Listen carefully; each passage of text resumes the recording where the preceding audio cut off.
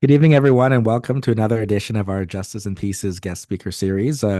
We've been having a few people on back here in 2024 for our fifth season, and today I'm joined by Elena, who's going to tell us a bit about her practice. So, first of all, Elena, thanks so much for joining us, and maybe you can give us a little background about yourself.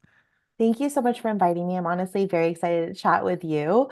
So I'm the founder of EFV Legal. It's a boutique virtual law firm.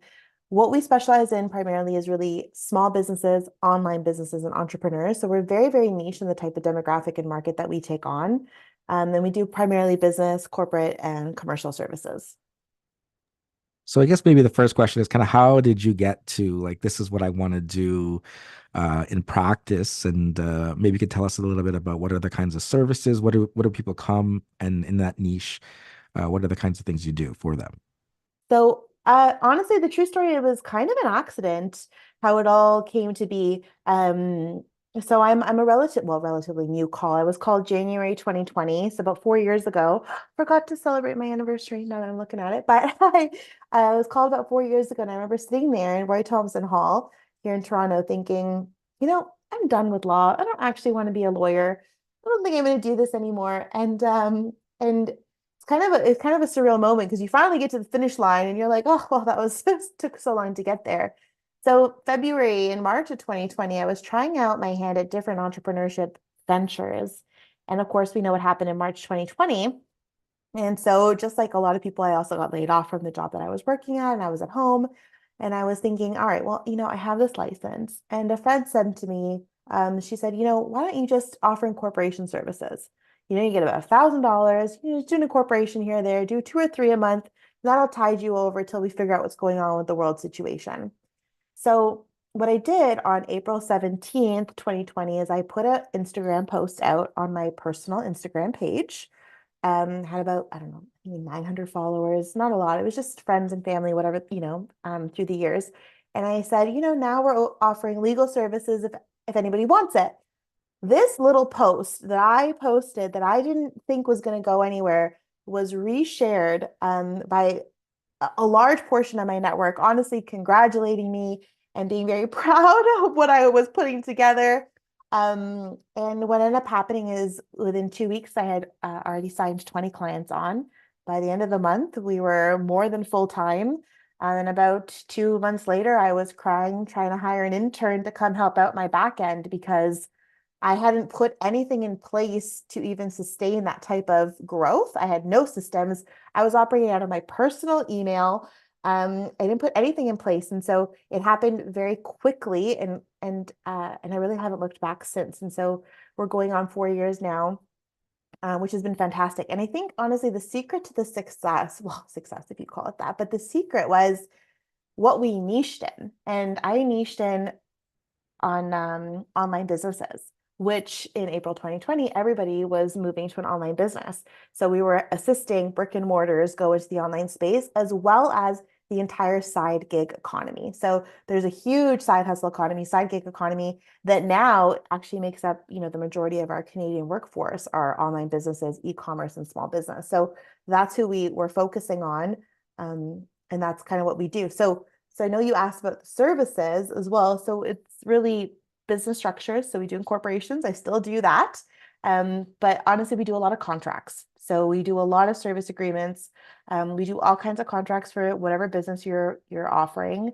So we do redrafts, reviews, drafting, negotiation, and we've expanded to also help people expand their teams with hiring and firing services. And so how did it kind of develop all that, right? Like, so when you get into that area and then you're like, okay, well, so and so is transitioning from like brick and mortar now to online or turning the knob fuller, right? I mean, and maybe now it might get to the point where they're turning it back a little, want more people in part-time or whatever. But how does it in terms of like, well, knowing what this kind of particular business the bundle of different things that they want, right? Because it might start with, like you said, in incorporating the business first of all, and now that we're incorporated, what do we do next? Kind of, the similar tale to once I become licensed, what do I do next, right? So, Yeah. how do you kind of, how did you manage to navigate? Well, what are the types of things that I need to know in this sort of area? And again, as it's growing and booming, right, since 2020. Um, and then every day you might get a different question about, well, now I need to do this, or now I want to hire this, but this person is located in this area of Canada or the world even. So how did you kind of figure it all out as you were going along? Well, like I said, I mean, this all kind of started 3 months after getting called to the bar. So I also really didn't know very much. Let's call it what it was. So I attribute all of this to actually two things. The first was curiosity, and the second was naive confidence. So I was, to the first one, I was incredibly curious. If someone came to my door, actually, one of my very first clients was a dance studio. And they were having to move from the brick and mortar dance studio to online virtual classes, trying to figure this out, what to do with their lease. And it really came down to curiosity. I asked an insane amount of questions. I mean, every consultation was basically free. I had no idea what to quote, what to charge, but I was asking questions because I wanted to know, how do you practice business? What is important to you? What values do you have? What policies do you have? And how can we put all of that in a contract? Um, and so we started really with business policies, business advisory, and added in all of the legal on top of that. So of course we need waivers of liability, limitations, everything, et cetera. But it started with, how do you want to do business? And in fact, that's really been the ethos to today is we don't do anything cookie cutter. Every contract we draft is bespoke to the person in front of us based off of the values in business that they want to have and the horror stories of their industry. And the only reason I know this is because I'm curious and I ask questions. And the second part is naive confidence, which is kind of a phrase I coined, which was, I recognized that the practice of law never makes you an expert. You're not. You're never going to be an expert. You're never going to know everything. And corporate law, especially, is not cookie cutter. Every situation is completely different. Every contract looks wildly unique and different. And so you have to really kind of jump yourself into it and really have this sense of confidence of like, I can figure it out. Because if there's anything law school taught me, it's that spidey feeling in my gut that something is right or wrong. And then being really curious enough, okay, why is this right? Or why is this wrong? And then trying to back it up with actual legislation and doing your due diligence and deep search from there. So I never said no to anything. In fact, I probably was, head above water quite a bit. There was definitely a lot of tears at the beginning. I remember I actually had my dream client. I took a picture of my dream client, threw it above my desk, and I was like, one day this person will hire me. That person ended up hiring me within my first 2 months, and she gave me a hell of a case that I remember laying on the floor of my carpet in my living room, being like, I don't know what to do. And in the end, kind of, crying myself through it, we figured it out and we figured it out together and we were able to get a really good response, a result for her. So it really was curiosity, asking the questions, doing the time, the due diligence to figure out what they want, and then being naively confident to say, yeah, I'm going to figure it out. I'm going to practice and having the confidence in yourself to know that you will get to the answer, but also charging appropriately, right? We didn't charge very much in the beginning to reflect the fact that we were still new.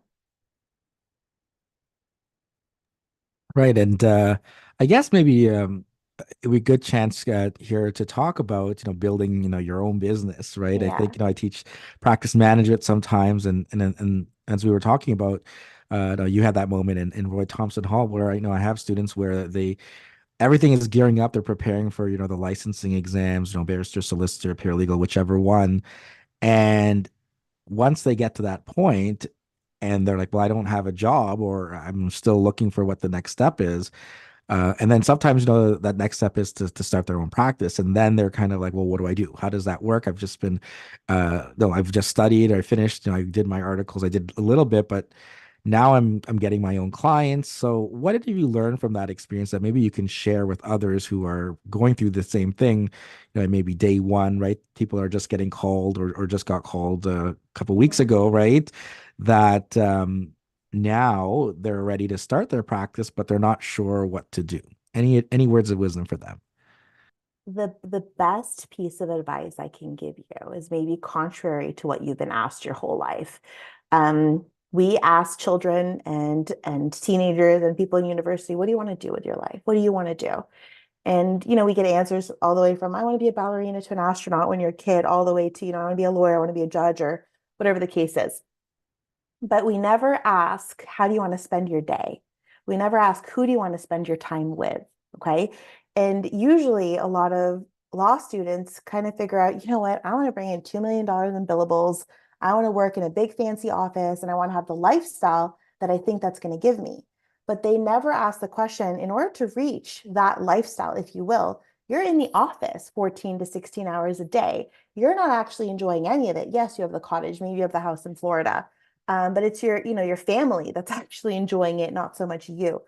And the more important question isn't what do you want to do with your life? I think it's who do you want to spend it with and who's on the other side of the table. So, I also come a little bit like you from a criminal background, criminal law background, because to me, criminal law was the most exciting. Every day was like reading a murder mystery novel. I was like, oh my goodness, and they did what? And I always thought corporate and business law was boring, and I wanted nothing to do with it. But when I went into practice for myself, I realized actually the best part of my day is talking to small business owners and entrepreneurs and seeing the incredible business ideas and grit and dedication and discipline that these people have to put their idea out into the world. And I spend my day with that energy all day long. And that energy keeps me going. Yes, the work is somewhat boring, but who I do it for, the time that I spend with these people is so much more valuable. So I think don't think about what you want to do with your life. Think about who do you want to spend it with and how do you want to spend it, because that is infinitely more important. Now, another part of this, and cut me off at any time, but another part of this is also when you're a law student, you're constantly fed one track of doing the law, which is big law, right? You finish law school, you get articling at big law, and you work in a big fancy office. But that's really the minority way of practicing. It's a great way to practice, and if you do it well done, but there's so many other areas of law, and and there's so many different avenues. And I would tell you on my solo career, it is probably one of the best avenues for me in my life circumstances. And sometimes it's not as happily looked upon, if you will, but anyone that's solo will tell you it is the best decision that they've ever made. So I think explore all of your options, see what actually makes sense for the life that you want to live, for the freedom that you want to have. Because I started my practice, we're boutique and 100% virtual. And last year alone, I spent 4 months of 2023 outside of the country still operating my practice. So I was traveling and still doing business. And we had one of our best years. So it depends how you want to do it. So ask the right questions. And kind of what about on the side there of like connecting with people, right? I mean, you're out there. I mean, you can know the law, right? I mean, we were just talking Yeah, about that, right? Like you can know whether whatever you want to start a criminal practice, right? Maybe you've studied it, you've worked for criminal lawyers or online business law. You've learned kind of as you go along the different contracts that you're drafting, but there's a lot more to so your much. own practice than just knowing the law and taking care of the law and taking care of the client. So what can you share kind of from that vantage point, right? Of what are these other things that, being a small business owner yourself now, Yeah. that you didn't real, you don't have to worry about if you're working in a big firm, that's vastly different, on a day to day. Honestly, I think I'm a jack of all trades right now. I think if you're gonna go out on your own and be solo and start your own business, it's one of the most rewarding things you can do. I'm probably biased, but it is certainly one of the most rewarding journeys you will go on is to do it for yourself, and you're gonna have to learn everything. I'm very grateful on the legal side that by doing it myself, I really see a full file from start to finish, like really full to completion. But with that comes marketing. I mean, I design my entire website. I do all of my own social media. I never outsourced any of that. And I had to learn how to do that. And I had to spend weekends and weekends trying to figure out with, YouTube University, how to go about creating the website that I wanted to create, what I should be putting out there. I had to learn a lot about Reels on Instagram and TikTok. Like, I do a lot of things on social media because that is where my audience and clientele lives. And when it comes to business development, you need to do the networking. Um, so when I started, in order to really build traction with the business, because it took off so quickly, but like with everything, you have to fuel it. You have to give, gas to the fire. So I made a pact in my first year. I actually had 20 coffee dates. every single week lined up because I'm the type of person that requires external discipline. So I need a full calendar in order to do any work. And I needed a reason to sit at my computer in order to sit at my desk and actually work on this business and make it thrive.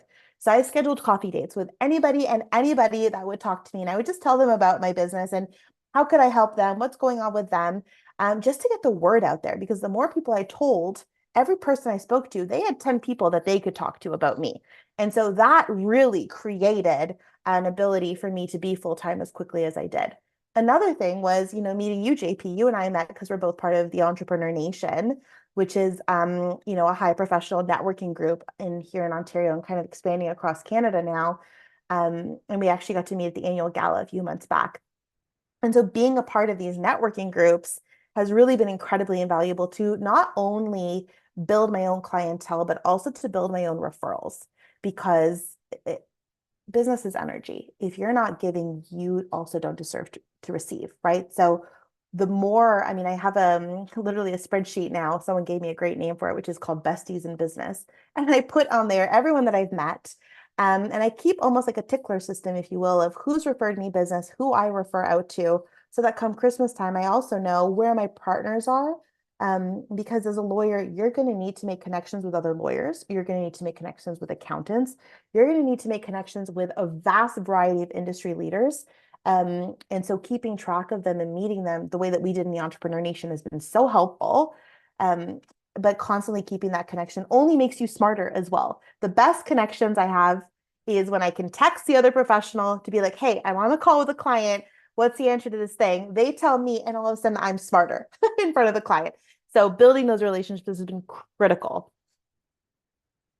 Yeah, and perhaps maybe you could expand on that because like myself, we're both regional directors of the Yeah. Entrepreneur Nation. About a lot of times lawyers don't realize that maybe we go to law school and we kind of connect with people there, and then they end up being around. But like a lot of the people that are going to give you business aren't going to be lawyers from no, not necessarily, but lawyers from other practice areas, right? I mean, they're going to be people from the community. So, I mean, the importance and vice versa, right? A lot of times people don't realize that, for example, you're working with a client and you're helping them, let's say with an immigration matter. If you're an immigration lawyer, well, that person is going to go and may have to rent a house. They might need, a paralegal that does landlord and tenant. Then they might need to get money to get the loan from a bank, or it might have to go to different sources there. Then they might have to do life insurance, right? So how does all of this interconnect? And the importance there, as you point out with networking, and why should people, not necessarily just lawyers, be joining groups like this, and the advantages that they get out of it? I mean, the reality is that unless you're a country bumpkin lawyer, and I mean that with the most love, unless you're a country bumpkin lawyer, nobody wants a lawyer that can do many things. What is much more prevalent in today's age is expert lawyers that really specialize in a very finite niche that know something very specific. And so clients are also used to this. They're going to have a lawyer for one specific thing, right? They're going to have a business lawyer, but they might also have a contract lawyer, which still drives me nuts because technically business lawyers can do that too. But they're also, I mean, what we're seeing is a lot of our clients will leave other business lawyers and come to us because we also specialize in the healthcare. So just because we specialize in their industry, they'll come to us. So you need to be really an expert at what you're doing and figure out who your niche is and really double down on that, right? That's where your success is going to live. But because you've doubled down on this, you're going to need to expand your network with others that have doubled down on their niche as well. So, for example, we've networked really well with an accounting firm that only services healthcare providers. And with this relationship, we can't refer our e-commerce businesses to them. They won't even accept it. But whenever we send, healthcare that way, or they'll send healthcare our way, it's a very symbiotic relationship. So joining the Entrepreneur Nation, and you mentioned we're both regional directors, we both have our own chapters that we're growing. Really allows us to understand, okay, who do you help? Who's your ideal client? Who can I give you business to? And who can I count on that you're going to do a good job for? And it really only makes you a connector. When you are a connector, it's not always about, your bottom line and the revenue you're bringing in. It is really about how useful can you be? Because when someone thinks of you or thinks of me, for example, they're like, oh, Elena would know, then I'm always going to be top of mind, which means the likelihood of that client coming back to me in 6 months for another legal need has now doubled. So you want to grow your network always and just constantly be top of mind and learn always. So it's been, I mean, the entrepreneur nation has been really valuable for that, especially with insurance brokers. My goodness, they're hard to meet, and there's so many in the entrepreneur nation. And literally, I've had so many insurance questions, and I'm like, please make me smarter. And I'll call, I'll call them up, and they'll be like, yeah, here are the answers. You can go back to your client if you need me to take it. I'll take it from there. But that's been really valuable. Yeah, that's great. I mean, certainly, again, parts of things that you don't learn in law school. Maybe we need to be learning more, or maybe they are now learning more about kind of business development and all of these things that go beyond just the understanding of the theory of law. Anything else? I mean, in terms of that front, that you can kind of share in how was it like going through your first audit or Oh God.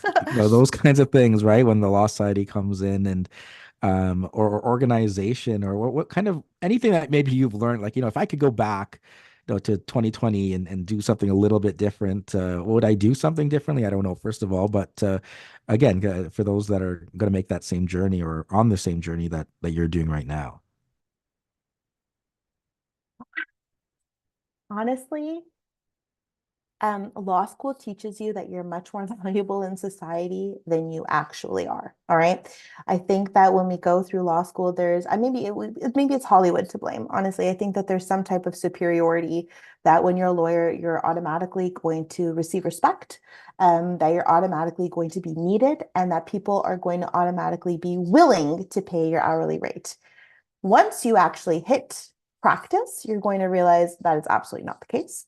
You are a business owner like anybody else, and you have to make yourself valuable. How do you become the trusted advisor for your client and not just a transaction? Um, and doing the things that business owners require of you. So you really have to humble yourself at every step of the way. Now, building a business, a law firm, it's a learning curve all in its own. It's a big learning curve. It's not so different from a lot of other businesses. So, like I said, YouTube University is critical. When I started, I actually hired a coach. I hired a coach who was another lawyer that had an online law firm as well. And I saw what they were doing, and I was like, I want that too. And just being able to talk to this person was incredibly invaluable to our growth. And in fact, we now offer these types of coaching services as well because we help others get started because there isn't a lot of, I mean, when I was going through it, nobody held my hand. And so I do my best to hold hands as I can, and say, I got here, come up with me because it's only going to benefit my success if I help you get to the same level and an equal as me. But you're going to need, honestly, the don't make the same mistake I did. Get out of your personal inbox. I'm telling you, 4 years later, I am still getting emails in my personal inbox and it's driving me up the wall. So do what you can to get a professional email from day one. Start sectioning things off and segregating. Really treat this like a business. Use spreadsheets to start calculating things and honestly refine. One day of the week should always be your CEO day, if you will. Okay. And this is a huge mistake that lawyers make is they think, oh, I'm just going to do legal work all the time. Don't do that. On Mondays, we barely do any legal work. We really just focus on business development. What can I do in marketing? What can I do in systems and operations? Like, what can I do in outreach? What can I do in order to really grow this? When we got to our second year, we basically had it was called Project Real Law Firm, is what I coined it. And so I had an entire project management dashboard set up of all the things that I thought clients would expect when going to a lawyer. And how can we start bringing these processes and these experiences in for them? Because the customer experience and the customer service was top of mind, right? At this point, we had basically stumbled through first year and it was like, oh, this is viable. Now, how do we really become project law firm? How do we become something that's going to grow? And in fact, I feel like we're not even quite done that journey. And we just hired 2 new interns last week. And it's funny because as I was going through our operations, I was very humbled. I'm like, wow, we've come such a long way from where we were 4 years ago. And so it's always an evolving process. It's always how can we tweak this? And my articling student, she said to me, she said, we need a channel on our Slack because we use Slack and to communicate. We need a channel that says, problems to solutions, where, business is all about finding a problem in the marketplace and solving it. But so is your business. Your business is constantly going to be a ton of problems and you constantly need to solve it. So now we basically frame this as our happy place to, do ear quotes, because our happy place of saying, here's a problem and potential solutions to fix it. So when we have our Monday meetings, we're like, okay, what are we operationally adjusting in addition to what's on tap for our clients? So it's always work on making the business better, making our clients happier, business better, clients happier, and also carving out gray space. Because as a lawyer, like I said, you're never an expert. Yes, you might specialize and be an expert in certain niches, but the law is always changing. The situations constantly change. So you need a lot of gray space in your calendar to learn. Um, the law is not a 5 day a week business, it's a 6 day a week business. And so we use Friday afternoons and Sundays for learning to constantly keep increasing our ability to really practice the law and become better and better at it. Because they say once you get to year 4, 5, 6, you actually become cocky. They say year 1, 2, 3, you make all the mistakes. Then 4, 5, 6, you become cocky because you think you know it, but actually now you're making twice the mistakes because you're not as cautious. And then year 7, you truly find a flow. So we're very cautious that we're in year 4 now. So we're entering the cocky years and we need to really humble ourselves and create that gray space. So some great advice there. Yeah.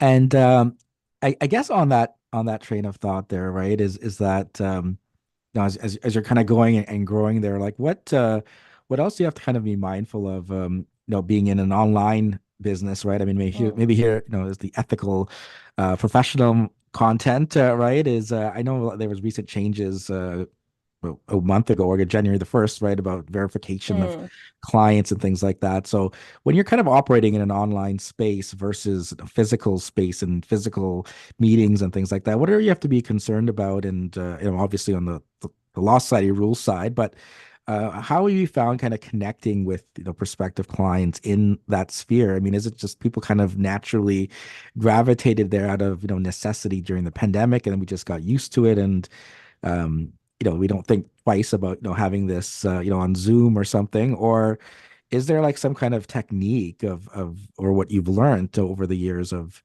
how do you assure the client that it's still customer service and that aspect, but you're doing it in an online realm more so than face to face in person? um any advice to share about the people that are kind of doing the similar businesses, whether legal or not, operating that way? And I don't know if you have anything to add on the verification side, of that now on top of things. Yeah, I'll say the verification for us is still an on. I mean, we're recording this in February, and the rules just came out January 1st. So, um, we've done a lot of research. Like I said, I have an articling student, and I made her do the biggest deep dive because, um, it is a big concern. And the biggest concern for us is that onboarding now is honestly a hurdle. And if anyone from the Law Society is listening, I'll tell you, it's a hurdle. I recognize why the rules are there, but because of the market that I particularly operate, which is a small business market, the funds that people are spending with us, they're bootstrapping it. These are funds that they've saved. These aren't large corporations that just have, buckets to go. So when I ask them, hey, I now need you to fill out our intake form. I now need you to sign the engagement agreement. I now need you to, go through this ID verification that requires you to download an app. I mean, all of a sudden that was a big friction for us. So we went on a huge search to find a way to make this as seamless as possible, through automation that would connect to third parties. Anything that required, the prospective client to download an app, we immediately nixed it. I think that that works in environments like real estate where, if you don't do this, you don't buy the house. I think that there's more pressure there. When it came to small business corporate, I still have to do convincing, like, yes, you need a contract for your business. And so there was definitely it's a friction for us. So we found something that works now relatively well, but I will say the administration has gone up tenfold. It's not a one-person job. The law is, it's really not a one-person job. It is a two-person job at best. You need someone to do the legal work and you need someone to do all of the onboarding, billing, and offboarding. It's a lot.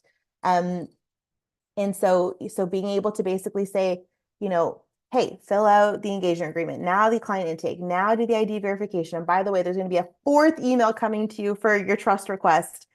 All of these require follow-ups and making sure we have a really good tickler system in place of where someone is in the pipeline so we don't lose them. And then it became a big debate. How much do we chase someone before we realize that they just don't, when do we become a bother? Because the reality is everyone needs legal services. If they came to us, it's because they need legal services. So at what point do we lose them on that customer journey, and how can we bring them back in a more frictionless way? So I'll tell you, the verification really threw a wrench in our systems. There's absolutely a need for it. There's no dispute about it. But the way that it's in operations has been a challenge. It really has. Um, but but with that, there was another question. I forgot it.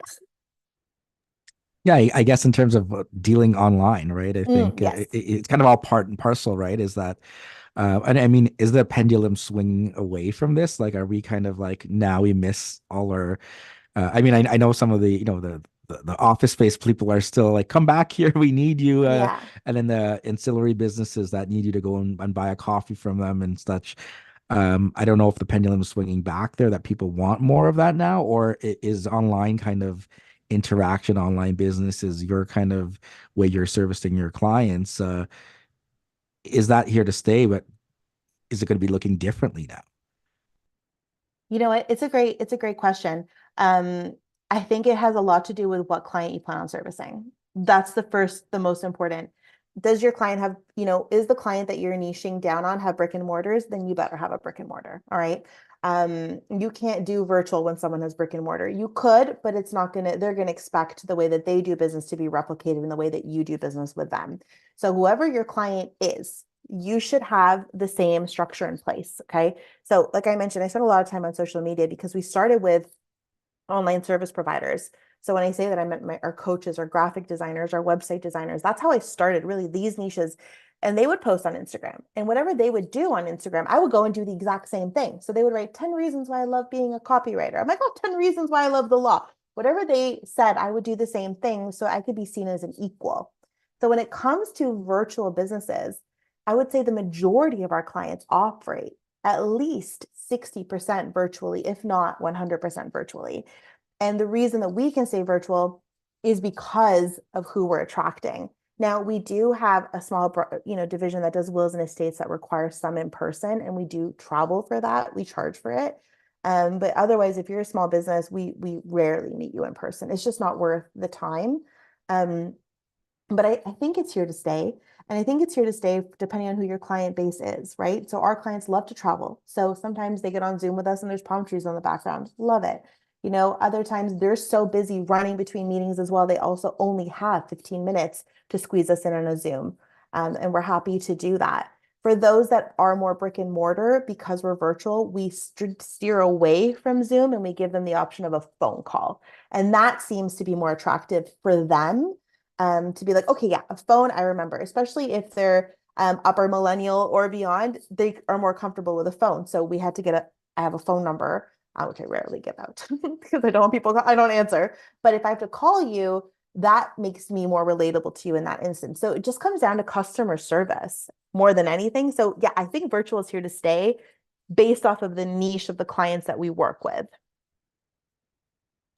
Perfect. So thanks so much, Elena, Yeah. for joining us here today. I know we started a little late because we were chatting beforehand, but Yeah. any final words of wisdom for again any students, articling students, law students, anyone really listening that are Yeah. thinking about look, and again, like what we were just talking about with the online businesses, right? I mean, somebody could be listening and thinking, hey, I need a contract, and how do I go about do that? Or a student on the other end is like, well, look, I mean, that sounds like something, or maybe that we don't realize that a lot of people are located and not in the GTA, and now they can start a business and Yeah. service people in Toronto, right? That any advice that you can share and any final words of wisdom, and thanks so much for joining. I mean, thank you so much for having me. The best thing I can leave you with is honestly, your success is inevitable. Truly, if you want it to happen, go after it, blinders on, do the work, because if you put your head down for 6 months, you will get 5 years ahead in your life. And business truly is the most beautiful journey you'll ever go on, if you want it. And the law will chew you up unless you figure out your place in it. But once you're called to the bar, someone gave me a really great piece of advice, because I was still, novice, and, I didn't feel, welcomed, if you will. And this person said, no, you got called to the bar. This industry is as much yours as it is anybody else's. And so I'd pass that along to you to take this industry and, find the problems, find the solutions, see how you can make it your own, because there is a client out there that needs exactly what you're offering. You just have to position yourself in front of them. But otherwise, please keep in touch. You can, I spend a lot of time on Instagram. You can follow me there. It's my full name, at Elena Favaro Viana.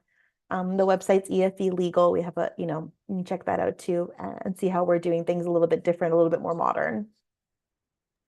Perfect. And of course, anyone listening, feel free if you're in the Richmond Hill area to come by and connect with us here at the Entrepreneur Nation, or even in Pickering for myself. Plug there too. And thanks so much again, and all the best. Thank you. Bye. Thank you.